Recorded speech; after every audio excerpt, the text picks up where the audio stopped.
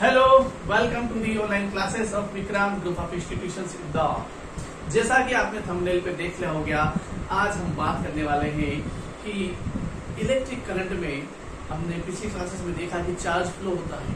Electric current में charge flow होता है, उस चार्ज के फ्लो होने का कारण क्या है। आज की क्लास में हम ऑपरेशन करेंगे और ये जानने की कोशिश करेंगे कि भला चार्ज फ्लो होता क्यों है, क्या कारण है चार्ज के फ्लो होने का। आज की क्लास में मजेदार तरीके से सीखने वाले हैं, समझने वाले हैं। तो सभी का स्वागत है, आ जाइए, जुड़ जाइए और चैनल पे अगर नए हैं तो चैनल को सब्सक्राइब कर लेना। क्लासेस अगर पसंद आ रही है तो क्लास को लाइक करते रहे, क्लास में कमेंट में हमको बताते रहे कि आपको क्लासेस कैसी लग रही हैं और आपको किस तरह की वीडियो चाहिए वो भी मुझे बताते रहे, ताकि मैं आपके आने वाले टाइम में क्लासेस की वीडियोस आपके लिए मैं लेके आ जाऊँ। ये बेसिकली मैं आपके लिए बात कर रहा हूँ fundamental of electrical and electronics engineering की, और इस सीरीज में हम बात कर रहे हैं इलेक्ट्रिक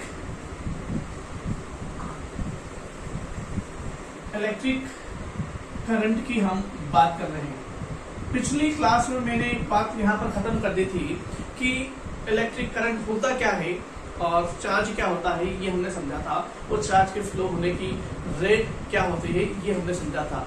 आज जो हमारा प्रश्न है, हमारा प्रश्न क्या है, why charge does flow. Charge के फ्लो होने का कारण क्या है, इसको हमें समझना है।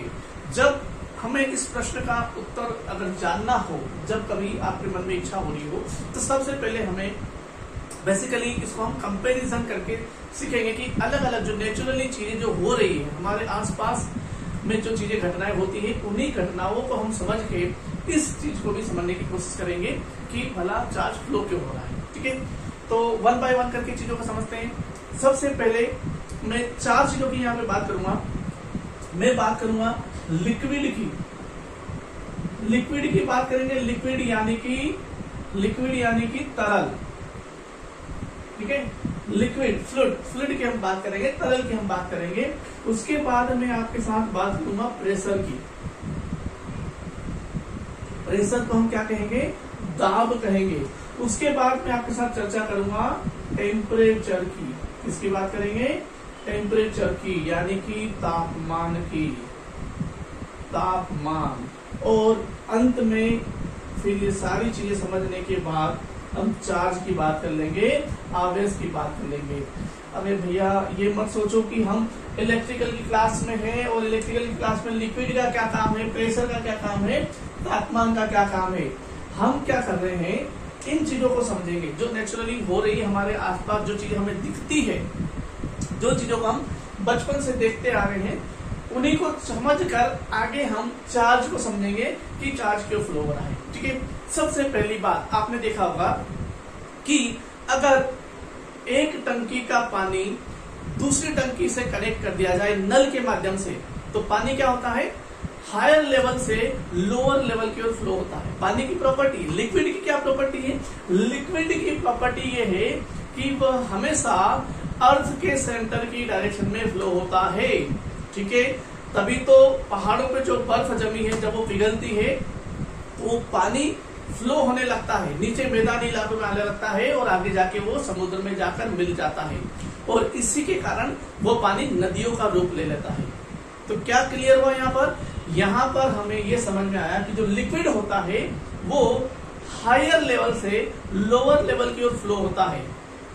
दूसरी चीज, फ्लो होने की जो स्पीड है, पानी की जो स्पीड है, उतनी ही ज्यादा होगी जितना लेवल का डिफरेंस ज्यादा होगा। लेवल का डिफरेंस ज्यादा होने पर फ्लो होने की रेट भी ज्यादा हो जाएगी। पहाड़ों पर जो नदी निकलती है वहां पर डिफरेंस लेवल का बहुत ज्यादा होता है, तो नदी का जो पानी का बहाव है बहुत ज्यादा तेज होता है। आगे जाके वही नदी जब मैदानी इलाकों में आती है तो थोड़ी सी शांत हो जाती है, और जब समुद्र के पास वो मिलने जा रही होते तब बहुत ज्यादा शांत हो जाती है। वहां पर आपको ज्यादा उसमें नदी में लहरें वगैरह देखने को नहीं मिलेगी। ठीक है, तो ये हमने समझा कि जितना ज्यादा लेवल का डिफरेंस होगा, जितना ज्यादा लेवल का डिफरेंस होगा, एक कंटेनर हम ले लेते हैं, एक कंटेनर ले लेते हैं, उसमें हमने यहाँ तक पानी भर दिया, एक कंटेनर और ले लिया, उसमें हमने यहां तक पानी भर दिया, और अगर हमने इनको कनेक्ट कर दिया तो यहाँ का पानी, हाई लेवल का पानी लो लेवल में फ्लो होगा। ठीक है, आपने अपने घरों पे टंकी देखी होगी, कोई मोटर नहीं है, लेकिन टंकी का पानी आपके नीचे बाथरूम में बाल्टी में फ्लो होता है, इस कारण से लेवल अलग अलग होने की वजह से। ठीक है, यहाँ तक क्लियर है। अगर आपके घर में बेसमेंट में कोई टंकी है तो उस टंकी का पानी अगर आपको अपने घर तक लाना हो तो आपको फिर एक्सटर्नल फोर्स का यूज करना पड़ेगा, मोटर का इस्तेमाल करना पड़ेगा। लेकिन नेचुरली तौर पर अगर कोई ऊपर लेवल पे पानी है और उसको रास्ता मिल रहा है, उसको अगर पाइप से कनेक्ट किया जा रहा है, ध्यान दीजिएगा इस शब्द पे, मीडियम अगर उसके पास है तो वो फ्लो होगा। इसमें दो चीजें ध्यान रखिएगा, 2 पॉइंट और है। जितना ज्यादा लेवल का डिफरेंस होगा उतनी तेज स्पीड से फ्लो होगा, और ये कब तक फ्लो होगा, जब तक कि लेवल बराबर नहीं हो जाता। एक टाइम के बाद ये पानी इधर फ्लो होके इस लेवल पे आ जाएगा, और एक टाइम के बाद यहाँ का पानी बढ़कर इस लेवल पे आ जाएगा। दोनों का लेवल अगर बराबर है तो पानी फ्लो नहीं होगा। ठीक है, यहाँ तक चीजें क्लियर है, बात समझ में आ गई। दूसरी बात, प्रेशर की कर लेते हैं। आपने देखा होगा कि गर्मियों के मौसम में आंधी तूफान आते हैं, और वो आंधी तूफान भी कहां पर ज्यादा आते हैं, कोस्टल एरिया में, तटीय जो क्षेत्र होते हैं, जहां पर समुद्र, तटीय क्षेत्र होते हैं, कोस्टल एरियाज होते हैं, जहां पे समुद्र के जो है मिलने वाला होता है, समुद्र की हवाओं की वजह से वहां पर पानी की मात्रा ज्यादा होती है। जो हवा है उसमें पानी की मात्रा ज्यादा हो जाएगी समुद्र के ऊपर जो है, और उसकी वजह से वातावरण में नमी रहेगी, और वहां पर दाब, जो प्रेशर है वो ज्यादा रहेगा। नंबर 1। दूसरी बात, मैदानी इलाकों की जो हवाएं सूखी रहती हैं, और इस वजह से हवा हल्की हो जाती है, और हवा हल्की होने की वजह से ऊपर की ओर चली जाती है। इस कारण से मैदानी इलाकों में जो दबाव है, जो प्रेशर है, वो कम हो जाता है।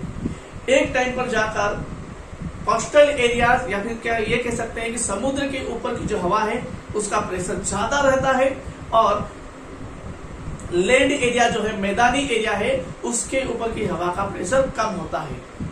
हवा के प्रेशर का डिफरेंस होने की वजह से तेज स्पीड से हवा फ्लो होती है, ज्यादा प्रेशर से कम प्रेशर की ओर वो कब तक होती है, जब तक कि प्रेशर बराबर नहीं हो जाता। सिंपल सा कंसेप्ट है, गाड़ी के जो टायर में जो हवा है भरी जाती है वो हाई प्रेशर से भरी जाती है। ठीक है, लेकिन जैसे इसमें कोई पंचर होगा तो तेज स्पीड से हवा बाहर की ओर आएगी, क्योंकि जो एटमॉस्फेयर का जो प्रेशर है वो कम है, और टायर के अंदर जो हवा है उसका प्रेशर ज्यादा है। अंदर की हवा बाहर नहीं आ सकती क्योंकि इसके पास कोई रास्ता नहीं है, लेकिन जैसे ही रास्ता मिलेगा एक लार्ज स्पीड से हवा बाहर आएगी। ठीक है, साइकिल का टायर है तो कम स्पीड से हवा बाहर आएगी, लेकिन आप सोचो ट्रक का अगर टायर है तो उसमें और ज्यादा प्रेशर से हवा बढ़ जाती है, लेकिन अगर वो पंचर होगा तो एक ब्लास्ट की आवाज आएगी, एक धमाके की आवाज आएगी, क्योंकि हवा इतनी तेज स्पीड से बाहर आएगी कि वो धमाके की आवाज करेगी। तो समझना क्या है हमको, प्रेशर भी हाई प्रेशर से लो प्रेशर की ओर फ्लो होता है, और तब तक फ्लो होता है जब तक कि प्रेशर इक्वल ना हो जाए, और प्रेशर फ्लो होने की स्पीड भी 2 पॉइंट के प्रेशर के डिफरेंस के बराबर होगी। वही कंसेप्ट जो हमने लिक्विड में कहा था, लिक्विड में लेवल का डिफरेंस जितना ज्यादा होगा, लिक्विड के फ्लो होने की स्पीड उतनी ही ज्यादा होगी। इन द सेम वे प्रेशर का डिफरेंस भी जितना ज्यादा होगा, प्रेशर के फ्लो होने की स्पीड भी उतनी ही तेज होगी। थर्ड जो है टेम्परेचर, टेम्परेचर भी फ्लो होता है। कभी आप अंगारे को हाथ में लेके देखना, अंगारा आपको जला देगा।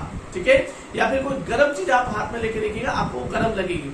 क्यों गर्म लगेगी, क्योंकि टेम्परेचर, कोई आपने ऑब्जेक्ट जो लिया है उसका अगर टेम्परेचर हाई है और जैसे ही आपके बॉडी के कांटेक्ट में आएगा तो टेम्परेचर, वो ऑब्जेक्ट का जो हाई टेम्परेचर है आपकी बॉडी के टेम्परेचर में फ्लो होने लगेगा। ठीक है, और बॉडी उस टेम्परेचर को एक्सेप्ट नहीं कर पाएगी, और रिजल्टेंट आपको क्या लगेगा, वो एक तरह से गर्म लगेगा। ठीक है, लेकिन आप इसे समझ लगते हैं कि जब सर्दियों के मौसम में हम जब बाहर निकलते हैं हम तो हमें सर्दी लगती है, तो एम्बियंस जो बाहर का जो टेम्परेचर है वो बहुत कम है, और हमारी बॉडी का टेम्परेचर, नॉर्मल टेम्परेचर जो होता है आपका सामान्य टेम्परेचर, उस पर रहता है 35 डिग्री सेल्सियस पे अगर मान लीजिए।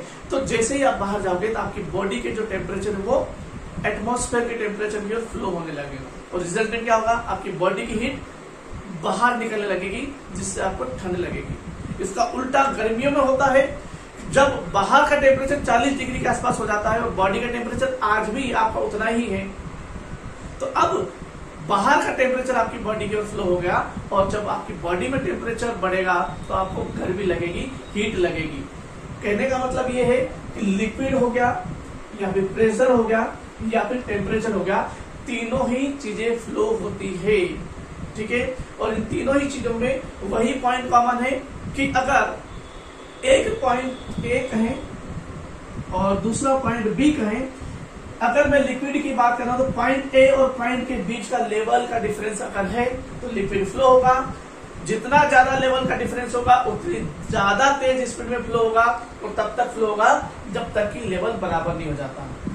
प्रेशर की बात करें, पॉइंट ए का प्रेशर ज्यादा है, पॉइंट बी का प्रेशर कम है, तो प्रेशर ए से बी की ओर फ्लो होगा। कितनी स्पीड से फ्लो होगा, जितना ज्यादा डिफरेंस होगा उतनी ज्यादा स्पीड से फ्लो होगा। कब तक फ्लो होगा, जब तक कि प्रेशर का लेवल बराबर नहीं हो जाता, ठीक है। टेम्परेचर, अगर पॉइंट ए का टेम्परेचर ज्यादा है, पॉइंट बी का टेम्परेचर ज्यादा है, तो पॉइंट ए से पॉइंट बी की ओर टेम्परेचर फ्लो होगा। कब तक, जब तक कि दोनों पॉइंट का टेम्परेचर बराबर नहीं हो जाता और जितना ज्यादा टेम्परेचर का डिफरेंस होगा उतनी ज्यादा तेज स्पीड से टेम्परेचर फ्लो होगा, ठीक है। और इन तीनों ही एग्जांपल्स में मीडियम बहुत इंपॉर्टेंट है, याद रखिएगा।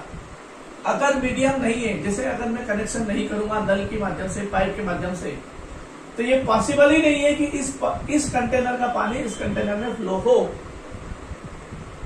अगर मैं प्रेशर की बात कर रहा हूं, टायर के अंदर का हवा का प्रेशर बहुत ज्यादा है, बाहर के प्रेशर बहुत कम है, लेकिन कोई मीडियम नहीं है, अंदर के प्रेशर को बाहर आने के लिए कोई रास्ता नहीं है, तो पॉसिबल ही नहीं। अंदर का प्रेशर अंदर ही मेंटेन रहेगा और बाहर का प्रेशर बाहर ही मेंटेन रहेगा, कोई वहां पर मीडियम न होने के कारण। टेम्परेचर में भी जब तक आप डायरेक्ट कनेक्ट नहीं होंगे टेम्परेचर फ्लो नहीं होगा। अब इन तीनों चीजों को समझकर हम बात करते हैं चार्ज की। नेचुरली जिस तरह से लिक्विड फ्लो होता है हाई लेवल से लो लेवल की ओर, नेचुरली जिस तरह से प्रेशर फ्लो होता है हाई प्रेशर से लो प्रेशर की ओर, नेचुरली जिस तरह से टेम्परेचर फ्लो होता है हाई टेम्परेचर से लो टेम्परेचर की ओर, in the same way charge भी हाई कंसंट्रेशन से लो कंसंट्रेशन की ओर फ्लो होता है। समझिएगा, चार्ज हमने पिछली क्लास में बात करी थी, चार्ज जो है एक तरह से सब एटॉमिक पार्टिकल्स की फिजिकल प्रॉपर्टी है। फॉर एग्जांपल मैं इलेक्ट्रॉन्स की बात करता हूं और मेरे पास एक कोई टर्मिनल है, कोई पॉइंट है या फिर कोई बैटरी है, ठीक है, और उस बैटरी पर 3 इलेक्ट्रॉन है। इस पॉइंट पर कितने इलेक्ट्रॉन है, 3, और एक मैंने दूसरा पॉइंट लिया, इसको मैंने किया ए और इसका नाम हमने कहा बी। इस ए पॉइंट पर मेरे पास नंबर ऑफ इलेक्ट्रॉन 3 है और यहां पर number of electron for example मैं ले लेता हूं 5, ठीक है। यहां पर इलेक्ट्रॉन कम है, यहां पर इलेक्ट्रॉन ज्यादा है। जहां पर ज्यादा इलेक्ट्रॉन है उसको मैं कह देता हूं नेगेटिव टर्मिनल, और इसके कंपैरिजन में यहां पे इलेक्ट्रॉन कम है तो इसको मैं कह देता हूं पॉजिटिव टर्मिनल। तो समझ में आया किस तरह से नेगेटिव टर्मिनल और किस तरह से पॉजिटिव टर्मिनल को डिफाइन किया जाता है, ठीक है। अब ये जो टर्मिनल है यहाँ पर नंबर ऑफ इलेक्ट्रॉन ज्यादा है और यहाँ पर नंबर ऑफ इलेक्ट्रॉन कम है। जैसे ही इनको कनेक्ट किया जाएगा, अच्छा कनेक्ट कैसे करेंगे, एक ऐसे मीडियम से कनेक्ट करेंगे जिसमें इलेक्ट्रॉन फ्लो हो सकते हो। हम बात करेंगे यहाँ पर कंडक्टर की, ठीक है। जब हम इलेक्ट्रिक सर्किट की, इलेक्ट्रिक करंट की बात करते हैं तो हमें यह समझना बहुत जरूरी होता है कि आपका कंडक्टर क्या होता है और इंसुलेटर क्या होता है। नेचुरली नेचर में कई प्रकार के मटेरियल पाए जाते हैं।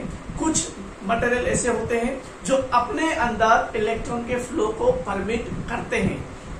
जो मटेरियल अपने अंदर इलेक्ट्रॉन के फ्लो को परमिट करते हैं वो क्या कहलाते हैं, कंडक्टर कहलाते हैं। जैसे कि लोहा, जैसे कि आयरन, जैसे कि एल्यूमिनियम, जैसे कि सिल्वर, गोल्ड, कॉपर, ये क्या है, गुड कंडक्टर ऑफ इलेक्ट्रिसिटी है। इनमें हम करंट अगर फ्लो करवाते हैं तो बहुत अच्छे से फ्लो होता है। इसके अलावा नेचर में कुछ ऐसे मटेरियल भी हैं जिनमें इलेक्ट्रिसिटी पॉसिबल नहीं है, फ्लो ऑफ करंट पॉसिबल नहीं है, क्योंकि वो अपने अंदर इलेक्ट्रॉन के फ्लो को परमिट नहीं करते हैं। जैसे कि लकड़ी, जैसे कि प्लास्टिक, जैसे कि चीनी मिट्टी, तो ये जो है अपने अंदर इलेक्ट्रॉन के फ्लो को परमिट नहीं करते हैं। And these are the bad conductor of electricity, और इनको हम क्या कहते हैं, इंसुलेटर कहते हैं। ठीक है, तो अगर मुझे यहां से यहां तक चार्ज फ्लो करवाना है तो मुझे कौन सा मटेरियल यूज करना पड़ेगा, मुझे कंडक्टर यूज करना पड़ेगा। कंडक्टर कुछ भी हो सकता है, सिल्वर, कॉपर, आयरन, गोल्ड, कुछ भी हो सकता है, बस शर्त इतना हो कि वो अपने अंदर इलेक्ट्रॉन के फ्लो को परमिट करे। जैसे ही आप पॉइंट बी को पॉइंट ए से कनेक्ट करेंगे तो यहाँ के जो चार्ज है वो इधर की ओर बढ़ने लगेंगे। क्यों? क्योंकि यहाँ का चार्ज पोटेंशियल ज्यादा है, यहाँ का पोटेंशियल कम है। हायर पोटेंशियल से लोअर पोटेंशियल की ओर चार्ज फ्लो होता है। चार्ज क्या करेगा, हायर पोटेंशियल से लोअर पोटेंशियल की ओर फ्लो होता है। जिस तरह से लिक्विड प्रेशर और टेम्परेचर फ्लो हो रहा था, इन द सेम वे चार्ज भी हायर पोटेंशियल से लोअर पोटेंशियल की ओर फ्लो होगा। नंबर 1। नंबर 2, कब तक फ्लो होगा, जब तक ये जो डिफरेंस है, ये जो पोटेंशियल डिफरेंस है, ये बराबर ना हो जाए। ठीक है, कितनी स्पीड से होगा, जितना ज्यादा डिफरेंस होगा उतनी ही ज्यादा स्पीड से होगा। ठीक है, आप इसको आप बैटरी के माध्यम से समझ सकते हैं।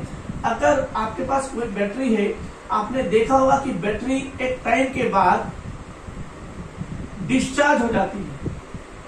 बैटरी जो है एक टाइम के बाद, ये पॉजिटिव टर्मिनल, ये नेगेटिव टर्मिनल मैंने बना दिया, और यहाँ पर आप ये मान के चलिए कि नेगेटिव टर्मिनल, यहाँ पे जो नंबर ऑफ इलेक्ट्रॉन्स कुछ कम होंगे या फिर ज्यादा होंगे, और ये पॉजिटिव टर्मिनल यहाँ पर कम होंगे। और जैसे ही आप वायर से इनको कनेक्ट करेंगे तो ये जो ज्यादा इलेक्ट्रॉन से वायर के माध्यम से इधर की ओर फ्लो होंगे। एक टाइम के बाद दोनों का पोटेंशियल बराबर हो जाएगा। फिर अगर आप वायर से कनेक्ट भी करोगे तो करंट फ्लो नहीं होगा। फिर आप क्या करेंगे, बैटरी डिस्चार्ज होगी। बैटरी डिस्चार्ज होने का मतलब ही यही है कि दोनों पॉइंट का जो पोटेंशियल है, पोटेंशियल डिफरेंस है, वो बराबर हो गया है। ठीक है, बात समझ आ गई होगी। तो कुल मिला के लिक्विड, टेम्परेचर, प्रेशर और चार्ज, ये चारों ही चीजें हायर पोटेंशियल से लोअर पोटेंशियल की ओर फ्लो होती है। और कब तक फ्लो होती है, जब तक कि पोटेंशियल बराबर नहीं हो जाता, और जितना ज्यादा डिफरेंस होगा उतनी ही ज्यादा तेज स्पीड से ये फ्लो होगा। उम्मीद करता हूं कि आपको ये रियल लाइफ एग्जांपल से चार्ज के फ्लो होने का कारण भी समझ में आया होगा। और इसी फ्लो की रेट को ही हम क्या कहते हैं, करंट कहते हैं, जो मैंने आपको पिछली क्लास में बताया है। करंट, इलेक्ट्रिक करंट की डेफिनेशन को हमने क्या समझा था कि electric current is nothing but it is simply the rate of flow of charge with respect to time. अब फ्लो क्यों हो रहा है, आज हमने इस करंट को समझ लिया है। उम्मीद करता हूं कि आज की क्लास आपको पसंद आई होगी। अगर मेरे डेफिनेशन वाली class what is electric current ये आपने अटेंड नहीं की हो तो यहाँ पे क्लिक करके आप वो क्लास भी देख सकते हैं। इसी तरह से क्लासेस को देखते रहें, लाइक करते हैं और कमेंट बॉक्स में मुझे बताते रहें कि क्लासेस कैसे लग रही हैं। और यहाँ पे मैं धन्यवाद करना चाहूंगा विक्रांत ग्रुप ऑफ इंस्टीट्यूशंस का, जो आपके लिए ऑनलाइन क्लासेस लेके आ रहा है। मिलते हैं अगली क्लास में, तब तक के लिए धन्यवाद। जय हिंद, नमस्कार।